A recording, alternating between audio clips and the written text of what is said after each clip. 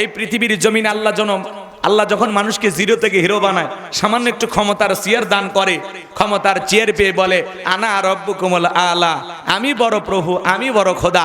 এরকম একজন জালেম পৃথিবীর জমিনে এসেছিল, এর নাম হলো কাবুস। কি নাম বলেন? কাবুস। বলখিয়া বলা হতো। কিপ্তিদের তরফ থেকে নাম ছিল রামশিস। মিশরের বাদশা হওয়ার পর উপাধি নাম হলো ফেরাউন। কয়টা নাম পাইলেন? 4টা। জোরে বলেন কয়টা? এদিকে আমার দিকে খেয়াল করেন। জিরো থেকে হিরো বানায় কি? একটু ওয়াজ কি করবো না দোয়া করবো? জিরো থেকে হিরো বানায় কি? একটু জোরে আওয়াজ দেবেন, ঠিক আছে? আমার দিক তাকান। সাওয়ালা থেকে প্রধানমন্ত্রী বানায় কি? সাওয়ালা থেকে প্রধানমন্ত্রী হইয়া মুসলমানকে হত্যা করে। আছে না নাই? নিঃস্ব অসহায় কেউ নাই পৃথিবীর জমিনে। সে অসহায় মানুষটাকে আল্লাহ যদি প্রধানমন্ত্রী বানায়, দাম্ভিকতায় অহংকারে মানুষের উপরে জুলুম করে। কথা বলেন ঠিক কি না? রাগ করবেন না। অনেক জিরো থেকে হিরো বানিয়েছেন আল্লাহ। আবার বেশি বাড়াবাড়ি করার কারণে আবারও জিরো বানায় ছাড়াই দিছে, আবারও জিরো বানায়া সাইডে দিছে। কথা কোন ঠিক কি না? এজন্য বাড়াবাড়ি করতে না। সম্মানিত ভাইয়েরা আমার, দিল দিয়া কথাগুলো বুঝবেন। এই কাবুস নামের ভবঘুরে যুবক, এলাকায় কোনো কাজকর্ম নাই। ভবঘুরে যুবক মানে বোঝেন না? যারা এলাকায় কোনো কাজকর্ম পায় না, ইয়াবা ফেন্সিডিল গাঁজা মদ খায়, কাছক ধাক্কা মারে, কয় ভাইজান সাইদ দেন। বউ যদি দরজা খোলো, মুখের বাপ তুমি ঢোলক কয় বুঝবা না। মাগো মা, আজকে একটু বেশি পরিমাণে মাল খাসি। নেশা করে বউ কি কয়? মা। কথা কন। কারণ নেশা করলে ওর মাথা ঠিক থাকে না। ভালো করে বোঝার চেষ্টা করবেন আমার ভাইয়েরা। এই এলাকায় যদি কোনো যুবক এই ধরনের কাজ করে, তোমাদের পায়ে হাত দিয়ে অনুরোধ করি বলে যাই রে যুবক, মাদক দ্রব্য সেবন করা যাবে না। যারা শরাব পানকারী এরা জান্নাতে প্রবেশ করবে না। মাদককে না বলো, যেই মুখে মা সেই মুখে মাদক তোলা যাবে না। ইয়াবা ফেন্সিডিল গাঁজা মদ কোনো কিছু খাওয়া যাবে। সব ধরনের নেশা জায়েজ না হারাম? সন্ধ্যা হলেই ঘরের দরজা বন্ধ করে জিকির করে ইয়াবা ইয়াবা ইয়াবা। মা বাবা চিন্তা করে, বাবা এটা কিসের ট্যাবলেট? জ্বর সর্দি গলা ব্যথা। কয় কিচ্ছু বোঝার দরকার নাই, টাকা দে নইলে তোর মাথা ফাটাবো। পিতা মাতা বাধ্য হয়ে টাকা দেয়, ওই টাকা দিয়ে নেশাদ্রব্য কিনে খায়। এরকম সন্তান আছে না যায়? যারা এই দুনিয়ার জমিনে নেশাদ্রব্য পান করে, চেহারার দিকে তাকাইলে কি মনে হয় বিশাল হিরো। চেহারা দিকে বোঝা যায় খায় খায়। কথা কয় না কে? যারা নিশাদ্রব্য পান করে টোকায়ের মতো লাগে, চেহারাত কিচ্ছু নাই, কোনো সৌন্দর্য নাই। কথা কন। ওই টাকা, এই ছেলে ওই ইয়াবা ফেন্সিডিল গাঁজা মদ এগুলো আজেবাজে জিনিস কিনে না খায়, ওই টাকা জমায়া যদি প্রত্যেক মাসে বউকে একটা করে 3 পিস কিনে দিতে পারতা, কিছু না হোক 12টা মাসে 12টা বাসরাত পাইতে। কথা কন ঠিক কি না? তোমাদের পায়ে হাত দিয়ে অনুরোধ করি, বাবা মাদক দ্রব্য পান করা যাবে না। আল্লাহ যেন যুব সমাজকে এই ভয়াবহ নেশা থেকে হেফাজত করেন। একটু জোরে বলেন আমিন। তাহলে মাদক দ্রব্য পান করা যাবে, নেশা করা যাবে। আমার ভাইয়েরা, এই ছিল ভবঘুরে যুবক। চলে গেল মিশরে। সর্বপ্রথম হলো তরমুজের খেতে লেবার। ওই মিশরের জমিনে গোরস্থানের দারোয়ান লাগবে, ইন্টারভিউ চলতেছে। ওই লাইনের মধ্যে কাবুস নামের ফেরাউন দাঁড়িয়ে গেছে। একে একে ইন্টারভিউ দিতে দিতে যখন ফেরাউনের পালা, এইবার ডেকে বলে, বাদশা বুক ভরা আসানে আপনার দেশে এসেছি, যদি চাকরিটা আমারে দেন সারা জীবন আপনার প্রতি কৃতজ্ঞ থাকবো, কোনোদিন আপনার কথা ভুলে যাব না। বাদশা গো, আমি যতটুকু জানি আপনার চাইতে ভালো মানুষ মিশরের জমিনে আর কেউ নাই। এমন ভাবে কথাগুলো উপস্থাপন করলেন, বাদশার মায়া লাগে গেল। কথাকে বোঝেন না? বাদশা তখন ডেকে বলে, শোনো, ইন্টারভিউ বন্ধ করো। এই কাবুস নামের ছেলেটাকে মিশরে গোরস্থানের দারোয়ানের চাকরি দেওয়া হলো। চাকরি পাওয়ার পরে ফেরাউন চিন্তা করে, বাদশা প্রতি মাসে বেতন দেবে, ঠিক আছে, এই টাকা দিয়ে চলবে না, আমার সাইট ইনকাম করা দরকার। এইবার ডেকে বলে, শোনো, তোমরা যারা লাশ দাফন করতে চাও, লাশ প্রতি একটা করে দিরহাম দিতে হবে, না হলে আমি লাশ দাফন করতে দেব না। জনগণ টেনশনে পড়ে গেল। একটা দিরহামের জন্য বাদশার দরবারে বিচার নিয়ে যাব, লাশ পয়সা গুলে শেষ হয়ে যাবে, অতএব একটা টাকা যদি পায় এই ছেলেটা পাক। এই কথা ভেবে জনগণ একটা করে দিরহাম ওই কাবুস নামের ফেরাউনকে দেওয়া শুরু করলো। আমার ভাইয়েরা, আল্লাহর খেলা বোঝা বড় দায়। এদিক খেয়াল করেন, ওই জামান আল্লাহ তাআলা একটা মহামারী দিল, যার নাম হলো ডায়রিয়া, কলেরা। বাংলাদেশে কিন্তু কোনো মহামারী নাই, এক সময় আল্লাহ দিয়েছিল, শুনছেন কি না? ধরুন না, সুইয়না, নাম হলো করোনা। বাবা করোনা রোগে আক্রান্ত হয়ে মারা গেছে, বাবার লাশটাও দেখতে যায় নাই, বাবার কবরে মাটিও দিতে যায়নি। কথা বলে, বাবার সম্পত্তি ভালো লাগে কিন্তু মৃত বাবাকে বোঝা লাগে, এমনও সন্তান আছে না নাই? মায়ের করোনা হয়েছে, জঙ্গলের ভিতরে ফেলায় আসছে। স্বামীর করোনা হয়েছে, স্ত্রীর কাছে যায় নাই, খাবারের প্লেট সাজায় ঔষধ দিয়া লম্বা একটা বাঁশের লাঠি দিয়ে স্বামীর ঘরে খাবার ঢুকে দিয়েছে। কথা কন ঠিক না? স্বামী যখন সুস্থ হয়েছে এইবার ডেকে বলে, জ্যোৎস্নার বাপ আমি তোমারে কত ভালোবাসি জানো না? যখন তুমি অসুস্থ ছিলে স্বামী গো,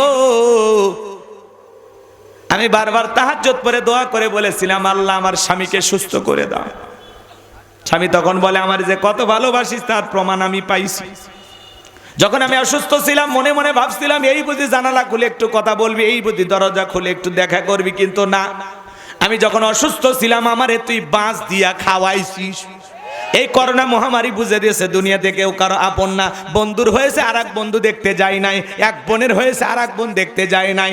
এই করোনা মহামারী বুঝে দিয়েছে দুনিয়াতে একটা মিনি কিয়ামত ঘটায়া দিছে। কথা কন ঠিক না? একটা করোনা রোগে আক্রান্ত হইলে তার কাছে দেখতে যায় না, সুইচতে যায়, যতই আপন হোক যতই প্রিয় হোক, তাহলে কিয়ামতের ময়দানে কি হবে বলেন? কথা বলেন না কেন? এই জন্য আল্লাহ বলেন, ইয়াউমা ইয়াফিরুল মারউ মিন আখি ওয়া উম্মিহি ওয়া আবি ওয়া সাহিবাতিহি ওয়া বানি। সেদিন ভাই ভাইয়ের কাছ থেকে পালিয়ে যাবে, মা পালিয়ে যাবে, বাবা পালিয়ে যাবে, স্ত্রী পালিয়ে যাবে স্বামীর কাছ থেকে, সন্তানেরা পালিয়ে যাবে তার মা বাবার কাছ থেকে। কেউ কারো উপকারে আসবে না। এই তো দুনিয়াতে প্রমাণ পাইলেন। বন্ধুর করোনা হয়েছে, কি দুষ্টি কি বন্ধুত্ব, কিন্তু দেখতে যায় না। কয় না আগে সুস্থ করে দেখতে গেলে আমার যদি হয়ে যায়। রাগ করেন নাকি আপনারা আমার ভাইয়েরা? এই জন্যই মহামারী বুঝে দিয়েছে দুনিয়াতে কেউ কারো আপন না। খুব বেশি আপন ভেবে আপনি যা করতেছেন, আপনি মারা গেলেও কিন্তু সব আগের মতোই চলবে।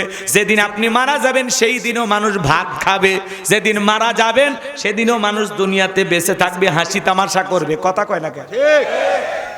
আপনাকে কয়জন মনে রাখবে? হ্যাঁ, কয়জন মনে রাখবে? যেদিন আপনি মারা যাবেন ওই দিন আপনার স্ত্রী খাবার খাবে, আপনার সন্তানেরা খাবার খাবে, পাশের বাড়ির লোকজন রান্না করে নিয়ে আসবে, নিয়ে এসে বলবে খাও। এভাবে ভেঙে পড়লে চেহারা নষ্ট হবে। যে যাবার সে তো চলেই গেছে, জোর করে খাওয়ায়, তুলে খাওয়ায়, 2-3 বাড়ির থেকে খাবার আসে। আগের চাইতে ওই দিনের খাওয়া দাওয়াটা বেশি হয়। কথা কয়? কি মনে করে?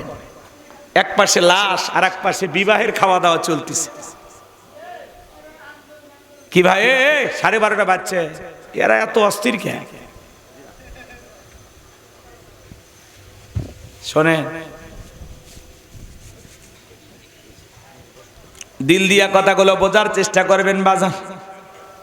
ওই মহামারীতে হাজার হাজার মানুষ মারা যায়, আর গোরস্থানে লাশ দাফন হয়। ফেরাউনের পকেটে টাকা ওঠে, টাকা পাইতে পাইতে এত টাকার মালিক হয়ে গেল, টাকা রাখার কোনো জায়গা নাই। বাদশার দরবারে চলে গেল, বাদশাহ আমার কাছে কিছু টাকা পয়সা আছে, এলাকায় যারা গরিব দুঃখী মানুষ খাজনা পরিশোধ করতে পারে না, দুঃখী মানুষ খাইতে পারে না, আমি গোরস্থানের দারোয়ান, তাদের খাজনা পরিশোধ করে দিতে চাই। বাদশাটাকে বলে, বাবা এ তো ভালো উদ্যোগ, তোমার মতো ছেলে ঘরে ঘরে জন্ম নেওয়া দরকার। এইবার বাজান গো আমার পরদিন সকালবেলা ঢোল পেটা দেওয়া হলো, হাজার হাজার মানুষ বাদশার দরবারে লাইন দিয়েছে। ওই গোরস্থানের দারোয়ান ওই টাকাগুলো দিয়ে খাজনা পরিশোধ করে দিল। বলেন তো এই টাকা কার? জনগণের খালি সিস্টেমে নিয়ে সিস্টেমে দিতেছে আর ফাও ফাও জনপ্রিয়তা কামাইতেছে। কথা কর না কেন? টাকা কি নেতার বাপে? বোঝেন না? জনগণ যায় আর বলে, আহারে রাজ্যের বাদশা যদি এই ব্যক্তি না হয়ে ওই ছেলেটা হইতো, না জানি আমাদের কপাল খুলে যেত।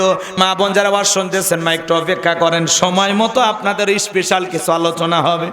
যুবক যারা আসছো বাবা নিরাশ হয়ে না, সামনের দিকে যায়। আমি গুনাহগার যে কথা বলতে চাচ্ছিলাম, এইবার খাজনা পরিশোধ হয়ে গেল। আমার ভাইয়েরা, জনগণের মন কাইরা নিল। মিশরের একজন মন্ত্রী মারা গেল, নির্বাচন শুরু হয়ে গেল। এইবার আগে তো জনগণের মন কাইরা নিয়েছে, সবাই এক চান্সে ভোট দিয়া মিশরের মন্ত্রী বানায় দিল। আল্লাহর খেলা বোঝা বড় দায়। বার্ধক্য জনিত কারণে মিশরের বাদশা যিনি ছিল, বাদশা মারা গেল। ফেরাউন সমস্ত জনগণকে ডেকে বলে, আপনারাই বলেন বাদশাহ হবে কি? বাদশাহ ছাড়া তো একটা দেশ চলতে পারে না। সমস্ত জনগণ ডেকে বলে, আপনাকে অনেক আগে আমাদের চেনা হয়ে গেছে, আপনি যদি আমাদের বাদশাহ হয়ে যান আমাদের কারো কোনো আপত্তি নাই। এইবার ভাইয়ের আমার, সমস্ত জনগণ যখন সমর্থন দিল, বাধ্য হয়ে নেতারাও সমর্থন দিল। এইবার জনগণ আর নেতাদের সমর্থন পাইয়া ওই কাবুজ নামের ফেরাউন হয়ে গেল মিশরের বাদশাহ। বাদশাহীর চেয়ারের বসে পড়ে হামানকে ডেকে বলে, হামান এই দিকে আয়। হামানের মাথায় কোনো চুল ছিল না, টাকো হামান, ছাদ নাই, এদিকে খেয়াল করেন, ছাদে মাল নাই, বাম্পার লোড, পুরো মাথা ছিল ভারতের দমদম এয়ারপোর্ট। টাকো হামান, টাকো। এ টাকলারা ডিস্টার্ব আছে কিন্তু, কথা কয় না কে? রাগ করেন নাকি আপনারা? আমার ভাইয়েরা দিল দিয়া কথাগুলো বোঝার চেষ্টা করবেন। হামানকে ডেকে বলে, হামান তুই হবি আমার মন্ত্রী, আরে আমি হব বাদশা, দুইজন মিলে দেশটা চালাবো। রাতের বেলা যখন নেতা ঘুমের মধ্যে চলে গেছে, ঘুমাইতে পারে না, আজে বাজে স্বপ্ন দেখে লাফালাফায় ওঠে।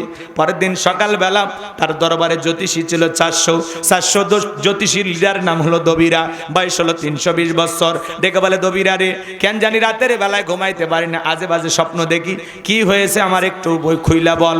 এইবার দবিরা ভাগ্য গবেষণা করে বলে, নেতা যদিও ছিলেন ভবঘুরে যুবক, তরমুজের ক্ষেতের লেবার, গোরস্থানে দারোয়ান, মিশরের মন্ত্রী, বর্তমান রানিং বাদশাহ, আঙ্গুল ফুলা কলার গাছ, কিন্তু আপনার ভবিষ্যৎ জীবন বড় অন্ধকার। আগামী 3 মাসের মধ্যে বনি ইসরাইল সম্প্রদায়ের ভিতরে মুসা নামের একটা ছেলে জন্মগ্রহণ করবে। ওই মুসার কারণে রাজত্ব পাওয়ার ক্ষমতা থাকবে না নেতারে, এমনকি আপনার জীবন যাওয়ার সম্ভাবনাও দেখা যায়। এই কথা শোনার পরে ফেরাউনের মাথা ঠান্ডা না গরম? খালি গরম, মানে কাট করে ফোরে আসছিলাম কই, আসলাম কই, না জানি কত কিছু হয়। যদি বলতো মুসা আসবে, খানকা বানাবে, বৈশা বৈশা জিকিরি করবে, তাহলে লাফালাফি করতো না। আজও পৃথিবীর জমিনে তাকায় দেখবেন, যারা মাজারে বৈশা আছে, দরবারে বৈশা আছে, হু হু জিকিরি করে, লাফালাফি করে, তিরিং বিরিং লাফালাফি করে, ওদেরকে কেউ টার্গেট করে? জোরে বলেন, টার্গেট করে না। কোরআনের হক কথা যারা বলে, আল্লাহর জমিনে আল্লাহর দ্বীনকে যারা বাস্তবায়ন করতে চায়, যারা জিহাদের কথা বলে, কোরআন সুন্নাহর হক কথা বলে, তাদেরকে টার্গেট করে করে ভিতরে ঢোকানো হয়। কথা বলেন ঠিক কি না? আমার ভাইয়েরা, এইবার লম্বা করার কোনো সুযোগ নাই। দবিরা যখন বলেছে 3 মাসের মধ্যে মুসার আগমন ঘটবে, ফেরাউন চিৎকার মেরে ডেকে বলে, হামান এই দিকে আয়। দবিরা কি বলল শুনলি? আগামী 3 মাসের মধ্যে মুসা নামের একটা ছেলে জন্মগ্রহণ করবে, ওর কারণে রাজত্ব পাওয়ার ক্ষমতা থাকবে না, এটা তো মানা যায় না।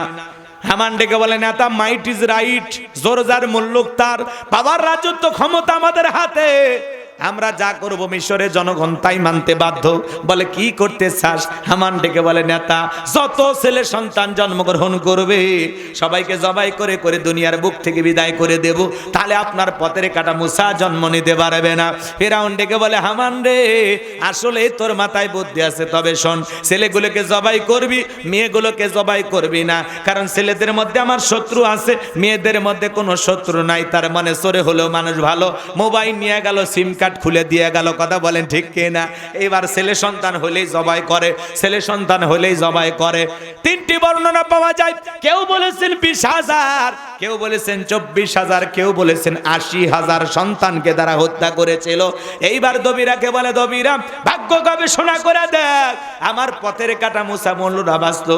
দবিরা গবেষণা করে বলে, নেতা যদিও বনি ইসরাইল মায়ের বুক খালি কইরা হাজার হাজার সন্তান জবাই করেছেন, দুনিয়ার বুক থেকে বিদায় করে দিয়েছেন, কিন্তু আপনার পথের কাটা মুসা এখনো মরে নাই, মায়ের কোলে জীবিত আছে, সুস্থ আছে, কিন্তু কোথায় আছে, কোন বাড়িতে আছে, এইটা বলার ক্ষমতা আমাদের নাই। বলুন আল্লাহু আকবার। ওয়া মাকারু ওয়া মাকারাল্লাহ ওয়াল্লাহু খায়রুল মাকিরিন। খেলা কা আল্লাহ চাই মুসারে বাঁচাইতে, ফেরাউন চাই মারতে, ওর 14 গোষ্ঠী এক জায়গায় হয় মারতে পারবে। আমার ভাইয়েরা, এইবার ফেরাউন সেনাবাহিনীকে বল, তাড়াতাড়ি চতুর্দিকে ছড়িয়ে পড়ো, আমার শত্রু মুসাকে হত্যা করো, মুসাকে না মারা পর্যন্ত আমি শান্তি পাবো না। সেনাবাহিনীর দল চতুর্দিকে ছড়িয়ে পড়লেন। একদল সেনাবাহিনী মুসা নবীর বাড়ির দিকে রওনা করেছেন। মুসা নবীর বড় বোন নাম তার মারিয়ম, ডেকে বলে মা ওই যে ফেরাউনের সেনাবাহিনী দেখা যায় মা, আর বুঝি ভাইকে বাঁচানো গেল নাই, কই লুকিয়ে রাখবা। মুসা নবীর মা সন্তানকে কোলের মধ্যে নিয়ে এদিক সেদিক দৌড়ায়, কে যেন এলহামের মাধ্যমে আওয়াজ দেয়, বলে মুসার মা চুলার ভিতরে তোমার ছেলেটাকে ফেলা দাও, কথা দিলাম গো তোমার ছেলেকে আবার তোমার কোলেই ফেরায় দেব, বলুন সুবহানাল্লাহ। মুসা নবীর মা তাই করলেন। ফেরাউনের সেনাবাহিনী পুরো বাড়ি তল্লাশি চালাইলেন, তন্ন তন্ন করে খুঁজলেন, কোথাও কোনো সন্তান পেল না। এইবার ওরা যখন ব্যর্থ হয়ে চলে গেল, মুসা নবীর মা চুলার ভিতরে তাকায় দেখে নবী মুসা চুলার ভিতরে পড়ে মুস্কি মুস্কি হাসে, বলুন সুবহানাল্লাহ। সন্তানটাকে কোলের মধ্যে নিলেন, আবারও কে যেন গাইবে আওয়াজ দেয়, বলে মুসার মা আর কতদিন জালেমদের ভয় লুকিয়ে রাখবা, সিন্ধুক একটা বানাইয়া দরিয়ার বুকে ভাসায়া দাও, কথা দিলাম গো তোমার সন্তানটাকে তোমার কোলে ফেরায় দেব। মুসা নবীর মা টেনশনে পড়ে গেলেন, সিন্ধুক পাবেন কোথায়। সকালবেলা কে যেন ডাকে, মিস্ত্রি লাগবে মা, আমি একজন মিস্ত্রি। মুসা নবীর মা টেনশনে পড়ে গেলেন, আর মিস্ত্রির ডাক শুনে ডেকে বলে মিস্ত্রির দিকে আসো, তুমি কিসের মিস্ত্রি, কি বানাইতে পারো?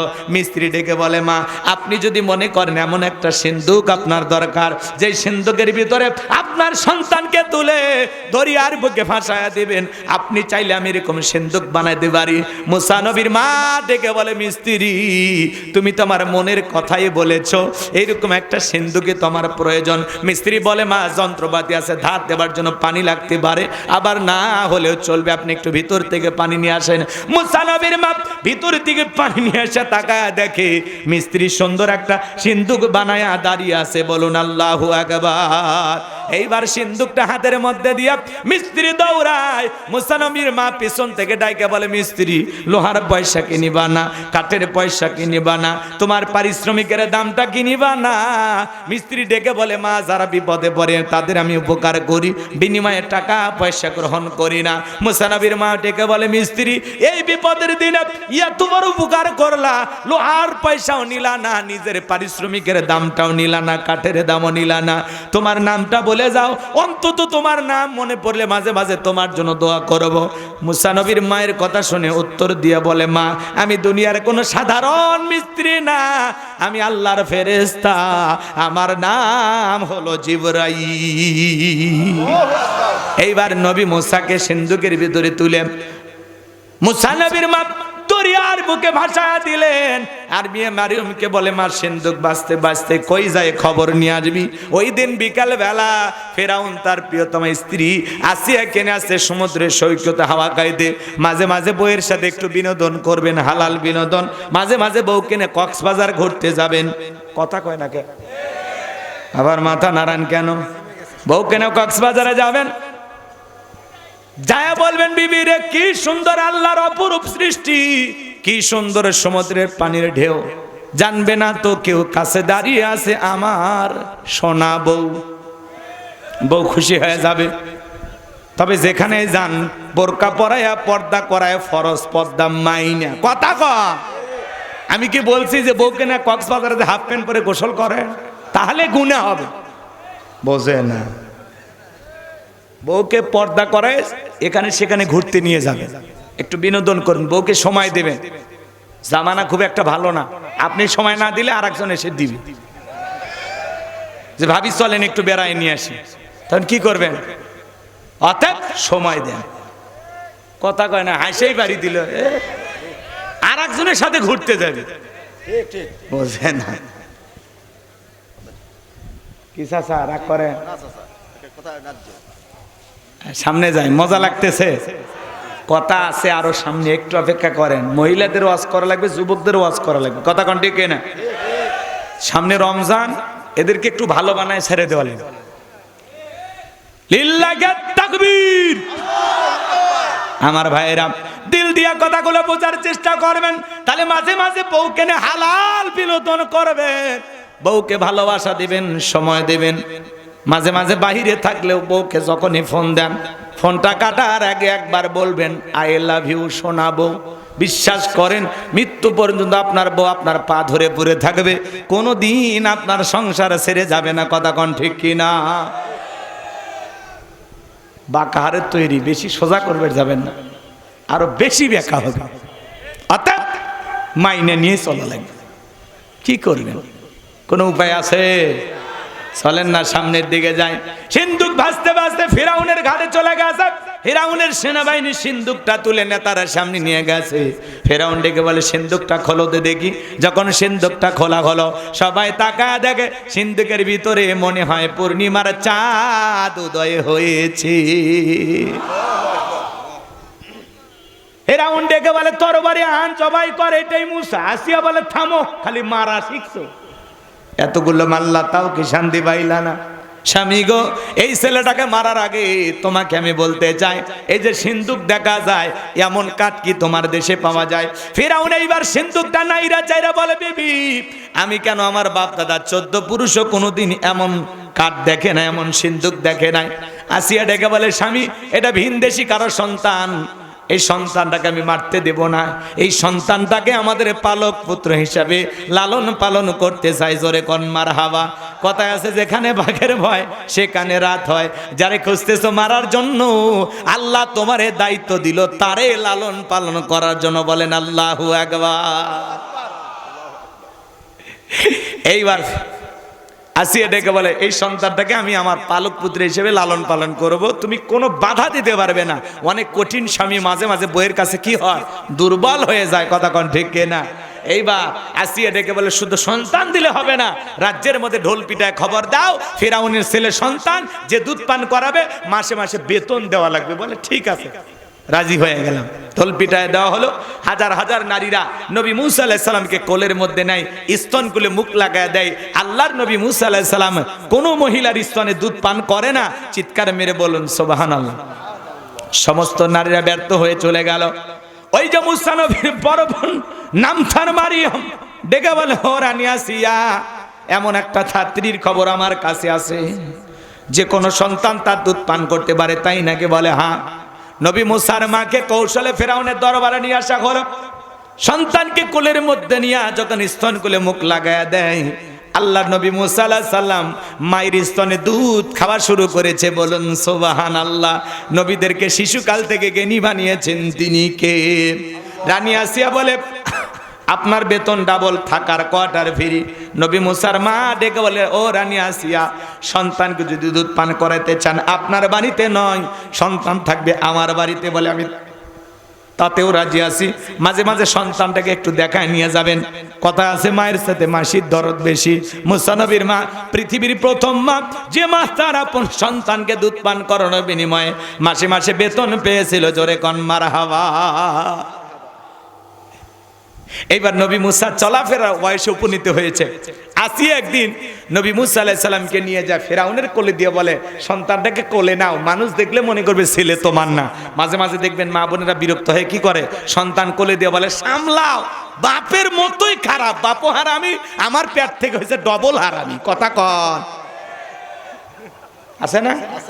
সন্তান যদি একটু দুষ্টমি করে 14 গোষ্ঠী গালি দেয়, আমাদের 14 গোষ্ঠী খারাপ, আর 14 গোষ্ঠী সব ভালো, সব ভালো।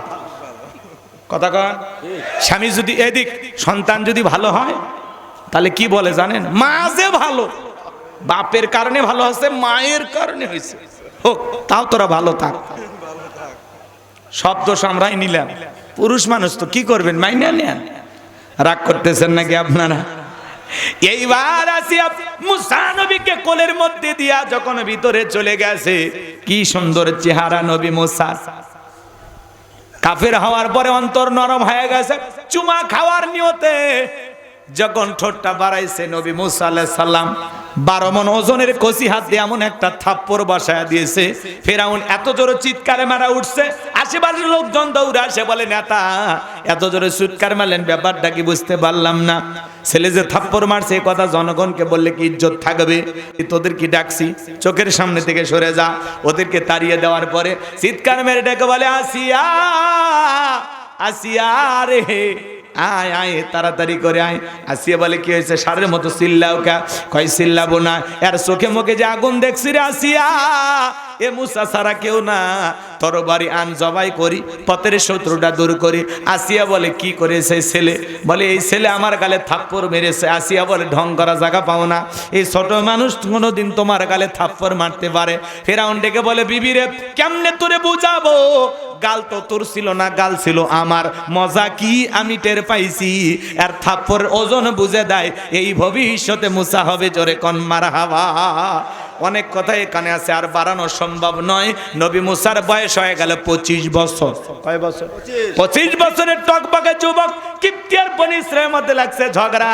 মুসা আলাইহিস সালাম নিজ সম্প্রদায়ের লোকের পক্ষ নিয়ে কিপ্তিকে বলে, কিপ্তি সব জায়গায় নেতার গরম দেখাস, দেখেন না ছোট ছোট পাতি নেতা, গরমে থাকা যায় না। কয় আমাকে চিনিস? আমি অমুক নেতার আপন খালাতো বোন, তার ছোট মেয়ে বিয়ে করেছি। কি হাইব্রিড পরিচয়। এইবার কিপ্তিকে আল্লাহর নবী মুসা আলাইহিস সালাম মারলেন একটা ঘুষি। এক ঘুষিতে কিপ্তি দুনিয়ার থেকে ডিলেট। ইন্না লিল্লাহি ওয়া ইন্না ইলাইহি রাজিউন। আল্লাহর পয়গাম্বার নবী মুসা আলাইহিস সালামের হাতের ঘুষিতে কিপ্তি যখন মারা গেল, নবী মুসা আলাইহিস সালামের বিরুদ্ধে হয়ে গেল ফিরাউনের দরবারে মার্ডারের মামলা। আল্লাহ ডেকে বলে, পয়গাম্বার আর থাকা যাবে না, মাদাইনে দিকে রওনা করো। আল্লাহর পয়গাম্বার মুসা আলাইহিস সালাম মাদাইনে চলে গেলেন। শুআয়ব আলাইহিস সালামের দুইটা মেয়ের সাথে পরিচয় হয়ে গেল। পানি খাওয়ানোর ঘটনা আপনারা সবাই জানেন, ওইটা আমি আর নতুন করে আপনাদেরকে শোনাবো না। দুইটা মেয়ে যা বলে, আব্বা আমাদের বাড়িতে একটা রাখাল চাকর দরকার। এমন একটা ছেলে আমরা পাইছি, ছেলেটা অত্যন্ত ভদ্র। কয়েকটা ঘন্টা আমরা দুইটা বোন কাটায়া দিলাম, একবারের জন্য আমাদের চেহারার দিকে ফিরেও তাকায় নাই। বাবা গো, এই ছেলেটাকে রাখাল হিসেবে রাখতে পারেন, দেখে অনেক শক্তি আছে। শুআয়ব আলাইহিস সালাম রাজি হয়ে গেলেন। নবী মুসা আলাইহিস সালামকে রাখাল হিসেবে তার বাড়িতে রাখলেন। কিছুদিন পরে তার বড় মেয়ে সফুরার সাথে বিবাহের ব্যবস্থা করে দিলেন। 8 থেকে 10 বছর থাকলেন শ্বশুর বাড়িতে ঘরে জামাই। এইবার আল্লাহর নবী মুসা আলাইহিস সালাম আল্লাহ তাআলা ডেকে বলেন, পয়গাম্বার আর কতদিন শ্বশুর বাড়ি মধুর হাড়ি, এইবার গাট্টি গুটি গোছাও, স্ত্রীকে সঙ্গে নাও। আল্লাহর পয়গাম্বার মুসা আলাইহিস সালাম স্ত্রীকে সঙ্গে নিয়ে যখন তুর পর্বতে আসলেন, আল্লাহ তাআলা এখানে আল্লাহর পয়গাম্বার নবী মুসা আলাইহিস সালামকে নবুয়ত দান করলেন। বলেন সুবহানাল্লাহ। আমার আল্লাহ বলেন, ওয়া মা তিলকা বিয়ামিনিকা ইয়া মুসা। আল্লাহ তাআলা ডেকে বলেন, পয়গাম্বার ও নবী মুসা, তোমার ডান হাতে ওইটা কি? আল্লাহর পয়গাম্বার জবাব দিয়ে বলেন, ক্বালা হিয়া আসায়া আতাওয়াক্কাউ আলাইহা ওয়া আহুশু বিহা আলা গনামি ওয়া লিয়া ফিহা মাআরিব উখরা। আল্লাহর পয়গাম্বার ডেকে বলেন, আল্লাহ আমার হাতে এটা লাঠি, এইটার উপর ভর দিয়ে চলি, ছাগলের জন্য পাতাবাড়ি ইত্যাদি ইত্যাদি অনেক অনেক কাজ করি। আল্লাহ ডেকে বলে, পয়গাম্বার প্রশ্ন করলাম একটা, জবাব দাও যাবে একটা। নবী মুসা কথা বলে কার সাথে? আল্লাহর সাথে কথা বলতে মজা আছে না নাই? আল্লাহ ডেকে বলে, পয়গাম্বার প্রশ্ন করলাম একটা, জবাব দাও যাবে একটা। কারণটা কি?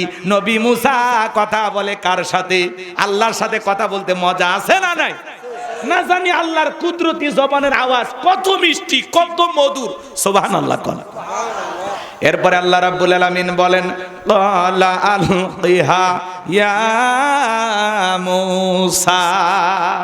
আল্লাহ রাব্বুল আলামিন ডেকে বলেন, ও মুসা তোমার হাতের লাঠিটা এবার নিক্ষেপ করো। ফাআলকাহা ফাইযা হিয়া হাইয়াতুন তাসআ। হাতের লাঠিটা নিক্ষেপ করা মাত্র হয়ে গেল বিশাল বড় একটা সাপ। মুসা নবী বলে, বাপরে বাপ, এ যে জাতের সাপ, আমার বংশ করে দিবে সাপ। এই কথা বলে পয়গাম্বার ভয়ে দৌড়াইতে লাগলেন। আল্লাহ তাআলা তখন ডেকে বলেন, ক্বালা খুযহা ওয়ালা তাখাফ সানুঈদুহা সিরাতাহাল উলা। আল্লাহ ডেকে বলে, পয়গাম্বার ভয় পেও না, আমি আল্লাহ লাঠিকে সাপ বানাইছি, আবার সাপের দিকে হাত বাড়াও, পূর্বের মতো লাঠি বানায়া দেব। আল্লাহু আকবার। পয়গাম্বার যখন ভয়ে ভয়ে সাপ ধরতে গেছে, আবার কি হয়ে গেছে? লাঠি হয়ে গেছে। এর নাম কি বলেন? মুজিজা। এর নাম কি?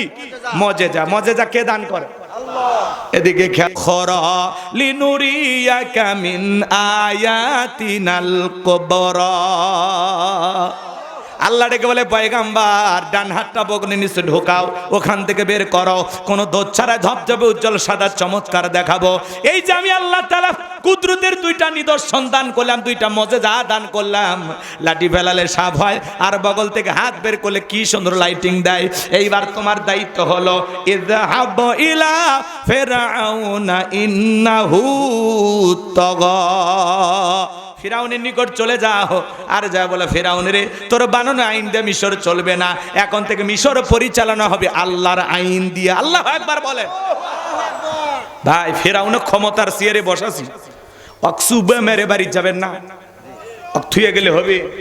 ফাইনাল খেলা খেলে দাও, একটু অপেক্ষা করেন, কষ্ট হচ্ছে। তাকবীর দেন, লিল্লাহে তাকবীর। আমার ভাইয়েরা সামনের দিকে যায় বাজান গো আমার। আমি গুনাহগার, যে কথা বলতে চাচ্ছিলাম দিল দিয়া কথাগুলো বোঝার চেষ্টা করবেন। নবী মুসা ডেকে বলে আল্লাহ আমি ফিরাউনের দরবারে মার্ডার মামলার আসামি, যদি আমি যাই আমারে ফাঁসি দিয়ে মারবে। আমার আল্লাহ ডেকে বলে পয়গাম্বার আমি আল্লাহ যার সাথে আছি, কোন জালেম ফাঁসি দিয়ে মারতে পারবে না, আগুনে পোড়ায় মারতে পারবে না, রিমান্ডে নিয়েও মারতে পারবে না, পানিতে ডুবাইও মারতে পারবে না। আমি আল্লাহ যার সাথে আছি, হাজারো জুলুম নির্যাতনের পরেও জালেমেরা তাকে বিদায় করতে পারবে না। কথা বলেন ঠিক কিনা? নবী মুসা ভয় পাওয়ার কোনো কারণ নাই। পয়গাম্বার ডেকে বলে আল্লাহ যেতে হবে। আমার আল্লাহ বলে অবশ্যই, তোমাকে যেহেতু নবী বানিয়েছি তোমার দায়িত্ব ফিরাউনের নিকট যাও, আগে দাওয়াত দাও। ফিরাউনের মতো কাফের কাছে দাওয়াত পাঠাইতেছেন কারে দিয়া? নবীরে দিয়ে। আল্লাহু আকবার কর। এদিকে দিল দিয়া কথাগুলো বুঝবেন। পয়গাম্বার ডেকে বলে আল্লাহ অন্তরে একটু ভয় ভয় লাগে, দুরু দুরু ভাব। ছোটবেলায় যখন মাদ্রাসায় পড়েছিলাম, হুজুর যখন আমাদের হাতে কোরআন দিয়েছিল, এই দোয়াটা আমাদেরকে পড়িয়েছিলেন। ভেবেছিলাম এটা মনে হয় কোরআন খোলার দোয়া। তাফসীর পড়তে গিয়ে বুঝলাম না, এটা কোরআন খোলার দোয়া না। নবী মুসা আলাইহিস সালাম যখন জালেম ফিরাউনের নিকট দাওয়াত দিতে গিয়েছিলেন, সেই সময় আল্লাহর কাছে দোয়া করে বলেছিলেন রব ক্বালা রাব্বি শরহ লি সাদরি ওয়া ইয়াসসির লি আমরি ওয়াহলুল উকদাতাম মিন লিসানি ইয়াফকাহু কওলি ওয়াজআলনি ওয়াজিরাম মিন আহলি হারুন আখি। দেখে বলেন আল্লাহ আমার বক্ষকে প্রশস্ত করে দাও, আমার কাজকে সহজ করে দাও, আমার জিহ্বার জড়তাকে দূর করে দাও, সবাই যেন আমার কথা বুঝতে পারে। আর আমার পরিবারের মধ্য থেকে আমার ভাই হারুনকে আপনি নবী বানায়া দেন। আল্লাহ বলে পয়গাম্বার দোয়া মঞ্জুর করলাম, তোমার দোয়ার কারণে তোমার ভাই হারুনকে আমি আল্লাহ নবী বানায়া দিলাম। বলুন সুবহানাল্লাহ। এইবার আল্লাহর পয়গাম্বার নবী মুসা আলাইহিস সালাম তার ভাই হারুন আলাইহিস সালামকে নিয়ে ফিরাউনের নিকট চলে গেল। আমার আল্লাহ বলেন ওয়াকালা মুসা ইয়া ফিরআউনু ইন্নী রাসূলুম মির রাব্বিল আলামিন। আল্লাহর পয়গাম্বার নবী মুসা আলাইহিস সালাম ডেকে বলেন হে ফিরাউন, আমি বিশ্বের রবের পাঠানো একজন রসুল, আল্লাহর সম্বন্ধে সত্য ছাড়া মিথ্যা কিছু বলবো না। বনি ইসরাইলদেরকে মুক্ত করে আমার সঙ্গে যেতে দাও। এইবার ফিরাউন ডেকে বলে ক্বালা ইন কুনতা জিতা বিআয়াতিন ফাআতি বিহা ইন কুনতা মিনাস সাদিকিন। তুমি যদি তোমার দাবিতে সত্যবাদী হও, তুমি যদি নিজেকে নবী বলে দাবি করো, তোমার কাছে কি এমন প্রমাণ আছে সেটা আমাদের সামনে উপস্থাপন করো। যদি তুমি তোমার দাবিতে সত্যবাদী হয়ে থাকো। নবী মুসা আলাইহিস সালামের কাছে প্রমাণ আছে কয়টি? দুইটি প্রমাণ। লাঠি ফেলায় দিলেন, হয়ে গেল সাপ। আমার ভাইয়েরা এইবার বগল নিচে থেকে হাত বের করলেন, ধবধবে উজ্জ্বল সাদা চমৎকার দেখালো। এই দৃশ্য দেখার পরে ফিরাউনের সাঙ্গ বাঙ্গ ক্যাডার মাস্তান যারা আছে তারা কি বলেছিল জানেন? ক্বালাল মালাউ মিন কওমি ফিরআউনা ইন্না হাযা লাসাহিরুন আলীম। ফিরাউনের এমপি মন্ত্রী যারা ছিল সমস্ত লোক ডেকে বলে এই ছেলেটা হলো মস্ত বড় জাদুকর। নবী মুসা দেখায় মজেজা, আর কাফেরা বলে জাদু। ফিরাউন ডেকে বলে শোনো, এই ছেলেটা জাদুর তন্ত্র মন্ত্র বান নিক্ষেপ করে আমাদেরকে ক্ষমতার চেয়ার থেকে নামায় চায়। নামাইতে চায়, দেশ থেকে বিতাড়িত করতে চায়, তোমরাই ভালো এই ছেলের বিরুদ্ধে তোমরা কি সিদ্ধান্ত নেবা? এমপি মন্ত্রী ডেকে বলে, নেতা রাগ করার দরকার নাই, একটু শান্ত হন। এদেশে জাদুকরের অভাব নাই, ও জাদু দেখাইলে কি আমরা ছেড়ে দেব? আমাদের কি খেলোয়াড় নাই? ওই ছেলে আর ওই ছেলের ভাইকে আজকে যেতে দেন, নির্দিষ্ট একটা দিন বলে দেন, ওই দিন সেমিফাইনাল খেলা হবে। এইবার বাজান গো আমার, তারা কি করলো জানেন? ইয়াতু বিকুল্লি সাহিরিন আলিম, শহর বন্দর থেকে দক্ষ দক্ষ জাদুঘর ফেরাউনের দরবারে উপস্থিত করা হলো। সমস্ত জাদুঘররা খেলার মাঠে নামার আগে ডেকে বলতেছে, ও নেতা ফেরাউন, আপনার শত্রু মূসাকে যদি পরাজিত করতে পারি আমাদের বেনিফিটটা কি, লাভটা কি, পুরস্কার কি? সেদিন ফেরাউন যা বলেছিল, আমার আল্লাহ রাব্বুল আলামিন বলেন, ক্বালা নাআম ওয়া ইন্নাকুম লামিনাল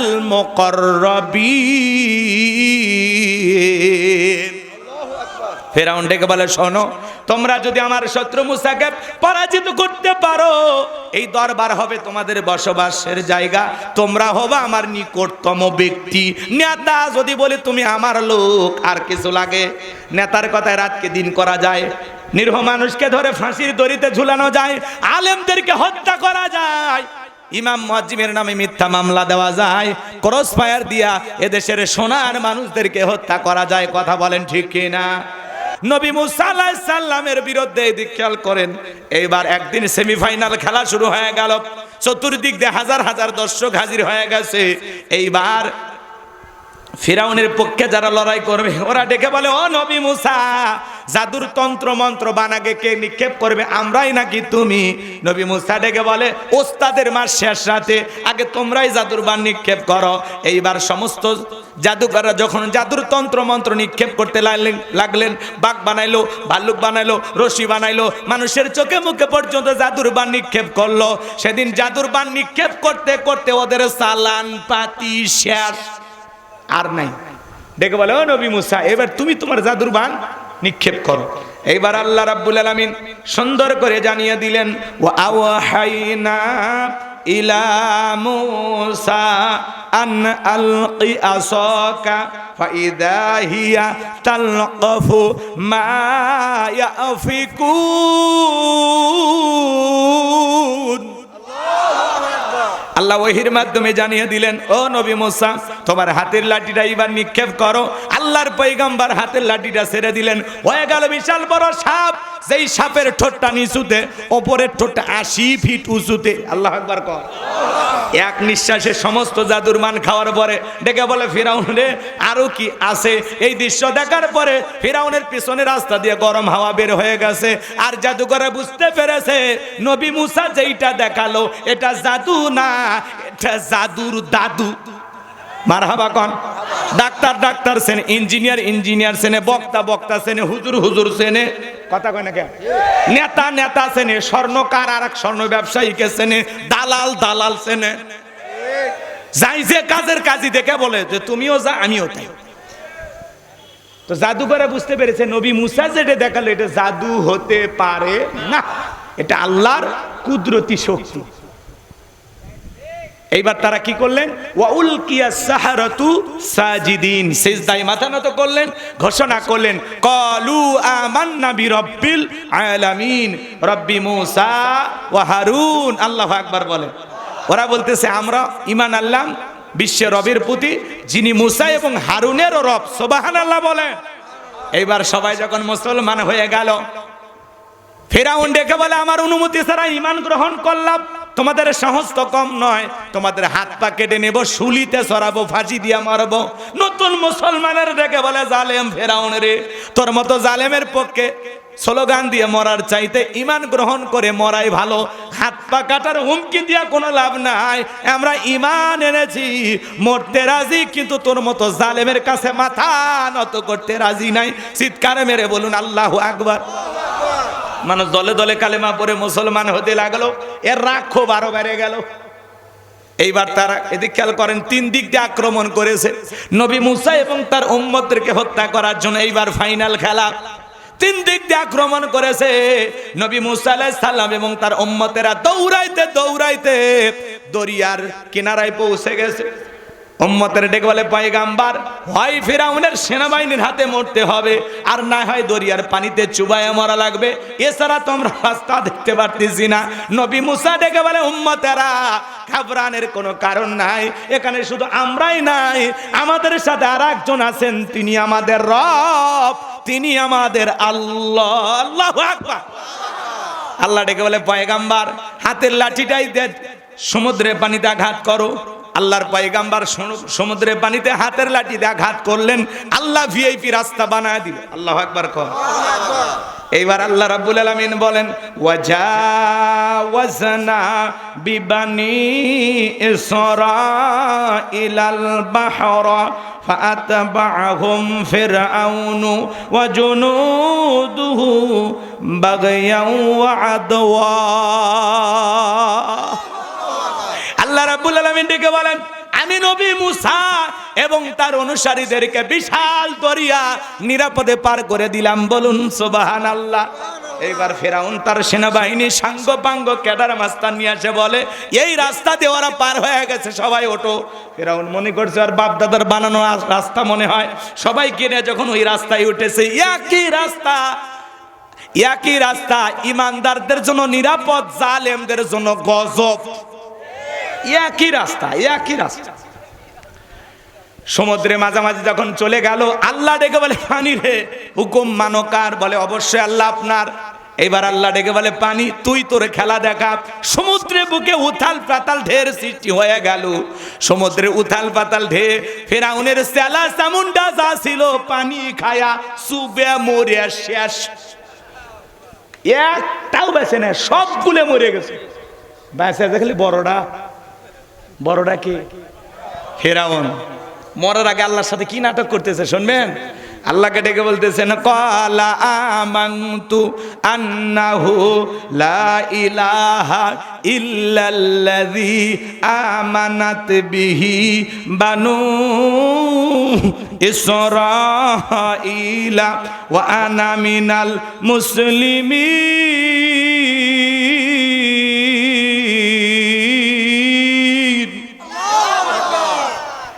ডেকে বলতেছে, আমি ঈমান আনলাম, তুমি ছাড়া কোনো মাবুদ নাই, তুমি ছাড়া কোনো উপাস্য নাই। বনি ইসরাঈল আল্লাহর প্রতি ঈমান এনেছে, আমিও আল্লাহর প্রতি ঈমান আনলাম। ওয়া আনা মিনাল মুসলিমিন, আল্লাহ আমি মুসলমান হয়ে গেছি, আর পানি খাওয়াইও না, আর চুবাইও না। ফেরাউন যদি মুসলমান হয়, আপনার আমার মুসলমান হয় দাম আছে? কথা কয় না ভাই। এ ভাই, এ শেষে না জায়গায় ওঠেন গো। রোজা এখনই লাগছে নাকি রাত? কি রোজা থাকবেন তো আমার ভাইয়েরা? তাহলে এইবার ঠেলার নাম বাবাজি, পানি খাইতেছে আর কি কয়, ওয়া আনা মিনাল মুসলিমিন, আল্লাহ আমি মুসলমান হয়ে গেছি, আর সুভাইও না। আল্লাহ রাব্বুল আলামিন তখন জানিয়ে দিলেন, আল আনা অকদ আসাইতা ক্বাবলু ওয়া কুনতা মিনাল মুফসিদিন।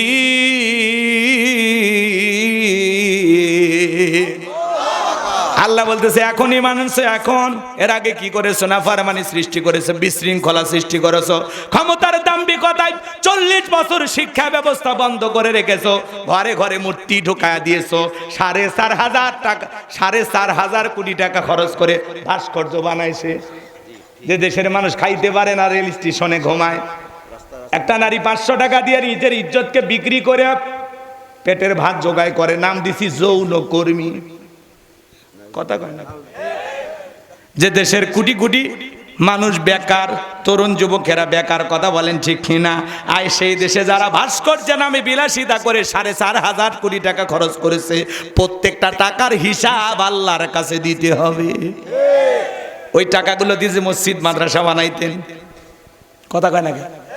ভাস্কর্য বানায় কি লাভ করছেন? 5ই আগস্টে মানুষ মাথার উপর উঠে পেশাব করছে, এতে আপনার বাবার সম্মান কমছে না বাড়ছে? আর এই প্রতিবাদ করতে যে আল্লামা মামুনুল হককে মিথ্যা তহমত দিয়ে জেলখানায় বন্দী করেছিল, সে সময় আমি সাতক্ষীরের একটা মাহফিলে এই ওয়াজ এক জায়গায় করছিলাম, আমার এক ওয়াজে 11টা মাহফিল বন্ধ। সুবহানাল্লাহ। তাতে আমরা কি থেমে গেছি? ভাস্কর্য এটা মুসলমানের সংস্কৃতি না, এটা হলো মুশরিক ইহুদি বেঈমানদের কালচার। মুসলমান ভাস্কর্য বানাবে না, মুসলমান মসজিদ বানাবে, মাদ্রাসা বানাবে। ওই 4,500 কোটি টাকা দিয়া বেকার যুবকদের যদি কর্মস্থানে ব্যবস্থা করে দিতেন, গরিব দুঃখী মানুষের খাবারের জন্য যদি খরচ করতেন, মসজিদ মাদ্রাসা বানাইতেন, আপনার বাবার কবরে বিকাশ হয়ে সব পৌঁছে যেত। অনেকে ভাবতেছে হুজুর বিকাশ খোলা নেই, ফেরেশতারা বিকাশ খুলিয়ে দিবে। তা কয় না কে? রাগ করেন নাকি আপনারা? ভালো করে বোঝার চেষ্টা করবেন। আল্লাহ দিকে বলে ফিরাউন রে, তোর বিবি আমি আল্লাহকে রব বলে স্বীকার করার কারণে তারে হত্যা করেছো, তোর বাড়ি দাসীকে গরম তেলে চোবাইয়া বিদায় করেছ, আজকে আবার নবী এবং তার উম্মতকে আক্রমণ করার জন্য আক্রমণ চালিয়েছ। এ ফিরাউন, তোর পাপের 16 পালা পূর্ণ হয়ে গেছে, মরার আগে শুনে নে, আমি আল্লাহ তাআলা তোর ঈমানকে কবুল করলাম না, তবে তোর লাশটা আমি আল্লাহ পৃথিবীবাসীর জন্য রেখে দেব, যাতে তোকে দেখে মানুষ শিক্ষা গ্রহণ করে যে ফিরাউনদের পরিণতি এই হয়, পৃথিবীতে আর কোনো ফিরাউনের জন্য জন্ম না হয়। আর যদি কেউ তোর মতো হতে চায়, তারা যেন শিক্ষা গ্রহণ করে ফিরাউনদের জীবনের পরিণতি ভালো হয় না। আজও মিশরে জাদুঘরে ফিরাউনের লাশটা আছে না নাই? মুসা প্রেমিকেরা যায়, পায়ের স্যান্ডেল খুলে মারে আর কই এই সেই ফিরাউন, মার জুতা, মার জুতা। কথা কন নাকি আপনারা? সুটকি ফিরাউনক দেখা যদি মুসা প্রেমিকেরা জুতা মারে, জেতা ফিরাউনক পাইলে আর সামরা দিয়ে ডুগডুগি বাজাইতো। কথা কন ঠিক কেডা? এজন্য ভাইয়েরা আমার, যে আল্লাহ নমরুদকে ল্যাংরা মশার কামড় খাওয়াইয়া বিদায় করেছেন, ফিরাউনকে চুবাইয়া বিদায় করেছেন, আবু জাহেলকে 11 বছর 13 বছরে বালক দিয়ে কুফাকাত করে দিয়েছেন, আজও পৃথিবীর জমিনে যারা ইসলাম আর মুসলমানকে বিদায় করতে চায়, মুসলমানের রক্ত নিয়ে খেলা করে, ওই জালেমদের পরিণতি নমরুদ ফিরাউনের চাইতে ভয়ঙ্কর হবে। আর সেই পরিবেশ প্রতিরোধ যদি করে তোলা লাগে, যদি কখনো দিন কায়েমের কাফেলায় জীবনটাও দিতে হয়, আল্লাহর এই জমিন আল্লাহর দিনকে বিজয় করার জন্য কারা কারা রাজপথে জীবনটা দিতে রাজি, 2 হাত তুলে শেষবারের মতো আল্লাহকে দেখান। লিল্লাহি তাকবীর। আল্লাহ আমাদের জীবনগুলোকে দিনের জন্য কবুল করেন, জোরে বলুন আমিন। আল্লাহ পাক আমাদের সবাইকে ইসলামী আন্দোলনের কর্মী হিসেবে কবুল করুন। ওয়া আখিরি দাওয়ানা আনিল হামদুলিল্লাহি রাব্বিল আলামিন। সকলে দরুদ ইব্রাহিম পড়ুন। আল্লাহুম্মা সাল্লি আলা মুহাম্মদ ওয়া আলা মুহাম্মদ কামা সাল্লাইতা আলা ইব্রাহিম ওয়া আলা আলি ইব্রাহিম ইন্নাকা হামিদুম মাজিদ। আল্লাহুম্মা বারিক আলা মুহাম্মদ ওয়া আলা মুহাম্মদ কামা বারাকতা আলা ইব্রাহিম ওয়া আলা আলি ইব্রাহিম ইন্নাকা হামিদুম মাজিদ। আল্লাহুম্মা আমিন। রব্বানা যালামনা আনফুসানা ওয়া ইল্লাম তাগফির লানা ওয়াতারহামনা লানাকুনান্না মিনাল খাসিরিন।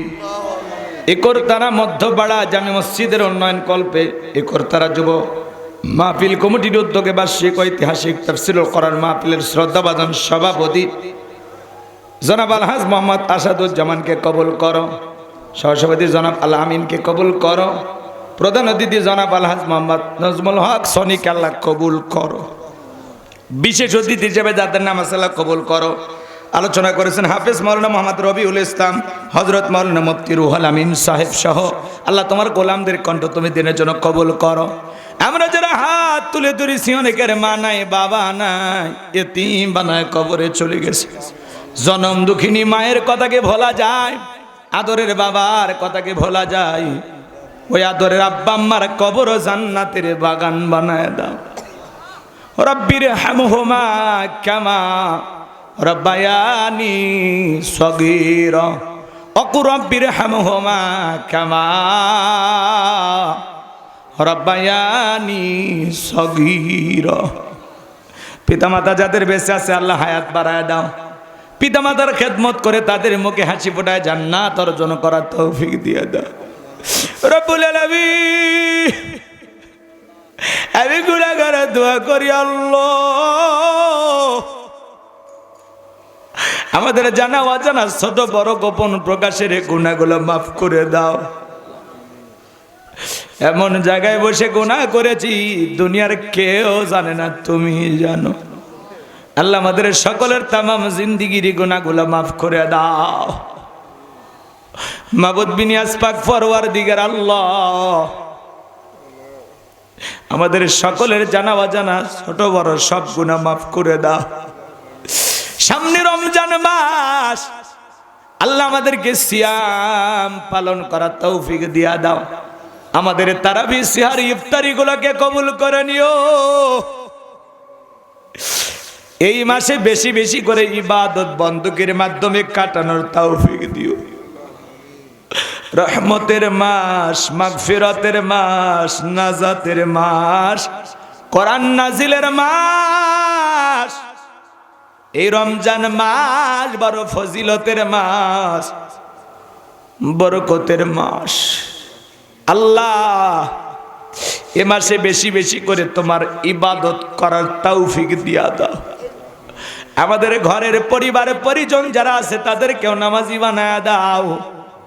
মা বোনদেরকে রোজা রাখার তৌফিক দাও, পর্দা করার তৌফিক দাও।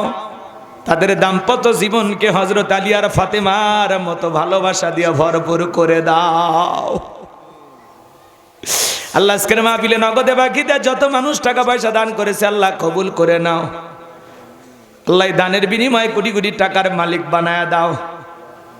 কিয়ামতের ময়দানে তোমার আরশের নিচে ছায়া দান করিও। আল্লাহ তাআলা যে বাড়িতে খানা খাইলাম বসলাম ওই বাড়ির উপর খাস রহমত বরকত নাজিল করো। আমার যে কলিজার টুকরা ভাইয়েরা বারবার যোগাযোগ করে আমাকে দাওয়াত দিয়েছেন, আল্লাহ ভাইদের হায়াত বাড়ায় দেন।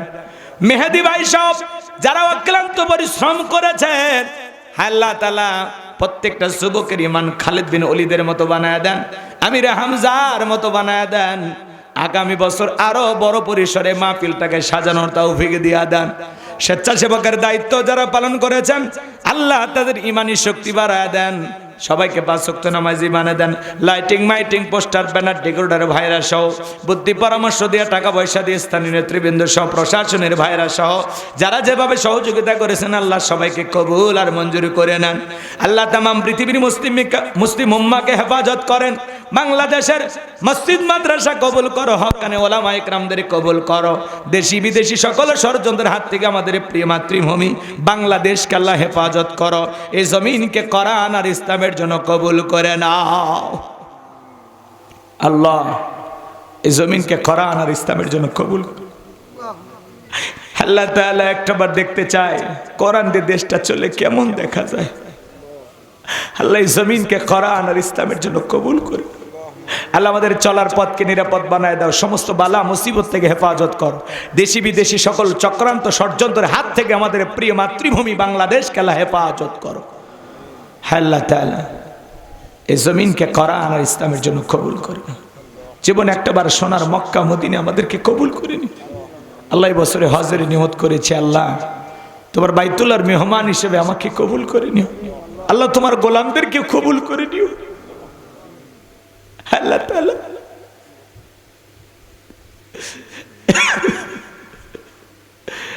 আল্লাহ তাআলা এটা যদি জীবনের শেষ মাহফিল হয়, জীবনে কোনোদিন যদি আর কণ্ঠ দিয়ে কথা বলার সুযোগ না হয়, তোমার কাছে দোয়া করি আল্লাহ মাহফিলটা কিয়ামতের ময়দানে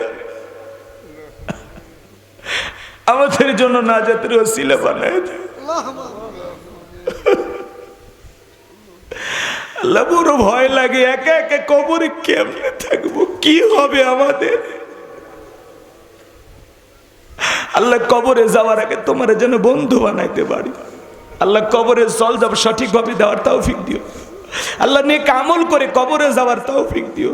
সবাইকে 5 ওয়াক্ত নামাজি বানায়া দাও আল্লাহ। আমাদের সবাইকে 5 ওয়াক্ত নামাজি বানায়া দাও আল্লাহ। আমাদের সিয়াম সাধনার এই মাসে ইবাদত করে আমরা যেন গুনাহ মাফ করায় নিতে পারি। আমরা যেন রমজানের মাধ্যমে বেগুনাহ মাসুম হতে পারি। আল্লাহ এই মাসে বেশি বেশি করে ইবাদত করা তৌফিক দিও। আমরা যেন মানুষকে ইফতারি করাইতে পারি, ভালোবেসে সবাইকে দান করতে পারি, বুকে জড়ায় নিতে পারি। আল্লাহ তুমি কবুল করে। আল্লাহ ওই জাহান্নামের আগুন থেকে আমাদের মুক্তি দাও। রব্বানা সরিফান্না আযাবা জাহান্নাম ইন্না আযাবাহা কানা গরামা। রব্বানা আতিনা ফিদ দুনিয়া হাসানাতাও ওয়া ফিল আখিরাতি হাসানাতাও ওয়া কিনা আযাবান নার। আল্লাহ আমাদের সবাইকে আপনি মাফ করে দেন আল্লাহ। আল্লাহ তাআলা আমার হারুন ভাইকে কবুল করেন, আব্দুর রহিম ভাইকে কবুল করেন আল্লাহ, সাদিক ভাইকে কবুল করে নেন আল্লাহ, আমার কাউসারকে কবুল করো, রিয়াদকে কবুল করো আল্লাহ তাআলা। মিডিয়ার ভাইদেরকে কবুল করো। দূর দূরান্ত থেকে যারা কোরআন শোনার নিয়তে ছুটে এসেছেন সবাইকে নিরাপদে বাড়ি পর্যন্ত পৌঁছার তৌফিক দান করুন আল্লাহ। সবাইকে নিরাপদে বাড়ি পর্যন্ত পৌঁছার তৌফিক দান করুন। জীবনে কোনো দিন যদি এলাকার মানুষের সাথে দেখা না হয়, এই মুখগুলো জান্নাতের সিঁড়িতে পরিচয় করে দিও। সুবহানা রাব্বিকা রাব্বিল ইজ্জাতি আম্মা ইয়াসিফুন, সালামুন আলাল মুরসালিন, আলহামদুলিল্লাহি রাব্বিল আলামিন।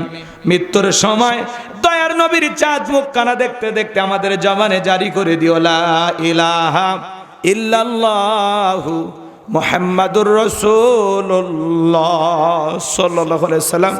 আসসালামু আলাইকুম ওয়া রাহমাতুল্লাহি ওয়া বারাকাতুহু। যারা বই নেবেন গাড়িতে গেলে পাবেন, রাস্তায় আছে।